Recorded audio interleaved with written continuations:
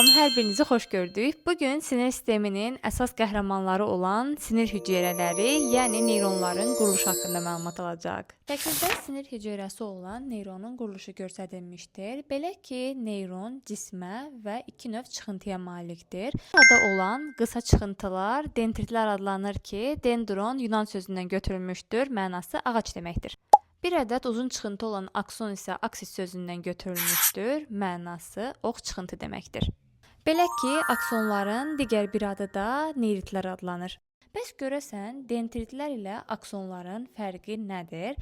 Belə ki, dəyərli tələbələr, dendritlərin funksiyası impulsları qəbul edib cismə ötürməkdir ki, cisimdə qəbul etdiyi impulsları öz növbəsində aksonlara ötürmüş olur və aksonlar da yenidən impulsları digər bir neyronun çıxıntısı olan dendritlərə ötürmüş olur. O zaman bizə sual verilsə ki, impulsun hərəkət istiqaməti necədir? Deyəcək ki, impulslar dendritdən cismə, cisimdən isə aksona ötürülür.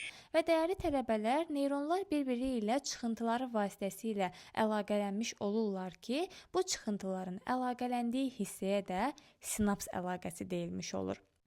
Aksonların və yaxud da neyritlərin üzərinə baxsaq, görə bilərik ki, bir çoxunun üzərində miyelin qişə ilə örtülü olan buğumlar vardır.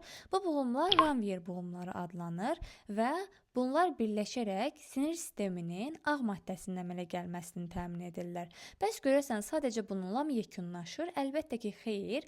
Hansı aksonun üzəri miyelin qişə ilə örtülüdürsə, bu zaman həmin aksonlarda sinir impulsları daha sürətli ötürülmüş olur. Miyelin qişası olmayan aksonlarda isə sinir impulsları bir o qədər zəif ötürülmüş olacaqdır. Dəyərli tələbələr, cisimlə dendritin üzərinə baxdıqda, onların üzərinin miyelin qişə ilə örtülü olmadığını görəcəyik. Cisimlə dendrit isə birləşərək sinir sisteminin boz maddəsinin əmələ gəlməsini təmin etmiş olur.